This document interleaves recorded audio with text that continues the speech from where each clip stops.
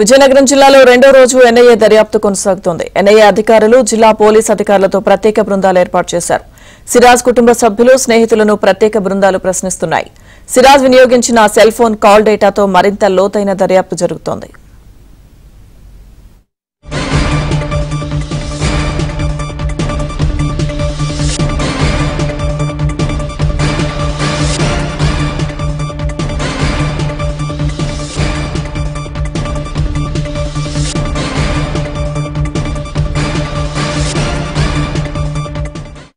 విజయనగరం జిల్లాలో రెండో రోజు ఎన్ఐఏ దర్యాప్తు కొనసాగుతోంది. ఎన్ఐఏ అధికారులు జిల్లా పోలీస్ అధికారులతో ప్రత్యేక బృందాలు ఏర్పాటు చేశారు.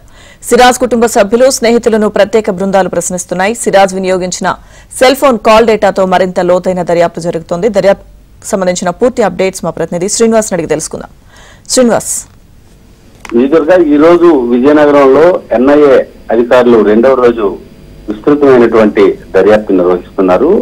డిఎస్పీ స్థాయి అదేవిధంగా అడిషనల్ ఎస్పీ స్థాయి అధికారులతో ఒక బృందాలుగా ఏర్పడి మొత్తం విజయనగరం అదేవిధంగా జిల్లాలోని పలు ప్రాంతాల్లో వీరు సోదాలు నిర్వహించడం జరుగుతుంది.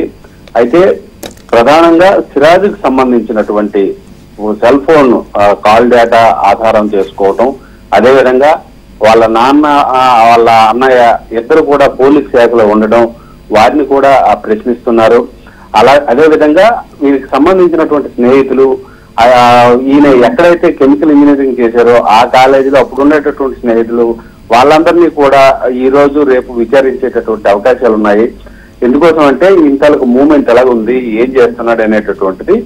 ఈయన సిరాజ్ అదేవిధంగా సమీర్, హైదరాబాద్ కు చెందిన సమీర్, ఇరువురు కూడా ఒక టీమ్ గా ఏర్పడి దేశంలోని కర్ణాటక, మహారాష్ట్రలో ఉన్నటువంటి మరికొంతమందితో కూడా కలుపుకొని వీళ్ళు ఏ విధంగా బాంబులు తయారు చేయాలి, అదేవిధంగా అమెజాన్ ద్వారా టిఫిన్ బాక్సులు, వైర్లు ఇప్పుడు తెప్పించుకొని బాంబులు ఏ రకంగా పెట్టాలి, జనసాంద్రత ఎక్కడెక్కడ ఉంటుంది అనేటటువంటి రిహర్సల్ వేయడం, వీటికి సంబంధించి అన్నిటి సమగ్రమైనటువంటి దర్యాప్తు గురించి ఇప్పటికే ఎన్ఐఏ అధికారులు పూర్తి సమాచారం వాళ్ళు రాబెట్టుకోగలిగారు.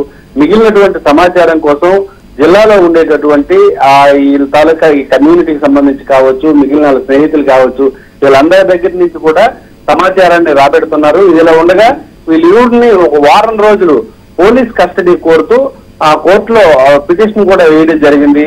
సుమారుగా ఈ రోజు అది పిటిషన్ విచారణకు వచ్చే అవకాశం కూడా ఉంది. కోర్టు తీర్పును అనుసరించి కోర్టు ఎన్ని రోజులు పోలీస్ కస్టడీకి ఇస్తుందో తెలుసుకొని అప్పుడు విశాఖపట్నం సెంట్రల్ జైల్లో ఉన్నటువంటి ఈ ఇద్దరు నిందితుల్ని పోలీసులు తమ కస్టడీలో తీసుకొని విచారిస్తే మరిన్ని విషయాలు వెలుగులోకి వస్తాయనేటటువంటిది ఎన్ఐఏ అధికారుల తాలూకా ఆలోచన. ఏమైనప్పటికీ ఎన్ఐఏ అధికారులు, జిల్లా పోలీసు అధికారులు టాప్ సీక్రెట్ గా ఈ వ్యవహారం ఉంచుతున్నారు. ఎవరికి తమ ఎక్కడెక్కడ దర్యాప్తు నిర్వహిస్తారు, ఏ విధంగా చేస్తారు అనేటటువంటిది ఏ ఒక్క వ్యక్తికి కూడా తెలియనివ్వకుండా జాగ్రత్త పడుతూ తమకు కావలసినటువంటి సమగ్ర సమాచారాన్ని రాబెట్టుకునేటటువంటి ప్రయత్నాలు చేస్తున్నారు. గత 6 నెలల్లో సిరాజ్ 3 సార్లు సౌదీ వెళ్ళడం జరిగింది. సౌదీ వెళ్ళేటప్పుడు ఇంట్లో ఏమని చెప్పి వెళ్ళాడు, అదేవిధంగా సౌదీలో ఎవరిని కలిశాడు, సౌదీ వెళ్ళడానికి ఈయనకి డబ్బులు ఎలా వచ్చాయి, ఈయనకి స్థానికంగా ఉండేటటువంటి ఒక కోఆపరేటివ్ బ్యాంక్ లో ఖాతా కూడా ఉంది. ఆ ఖాతాలోకి ఏవైనా సరే డబ్బులు జమ అయ్యాయా, వస్తే ఎవరి దగ్గర నుంచి వచ్చింది, ఎంత ఉంది అనేటటువంటి వివరాలను కూడా పోలీసులు సమగ్రమైనటువంటి దర్యాప్తు నిర్వహించేటటువంటి పనిలో ఉన్నారు. అదేవిధంగా వీళ్ళు హైదరాబాద్ లో ఈ టీము ఒక 6గురు టీంతో ఏర్పడినటువంటి వాళ్ళు ఒక 3 రోజుల పాటు అక్కడ మకాం వేశారు.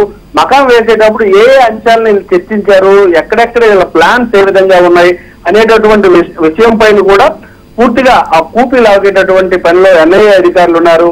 ఎన్ఐఏ అధికారులకి జిల్లా పోలీసులో ఉండేటటువంటి అధికారుల కంటే ఎన్ఐఏ అధికారుల దగ్గర 99% సమాచారం ఉంది.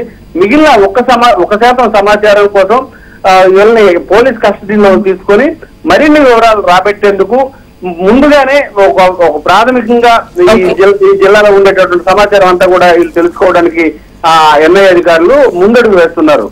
Srinivas, thank you.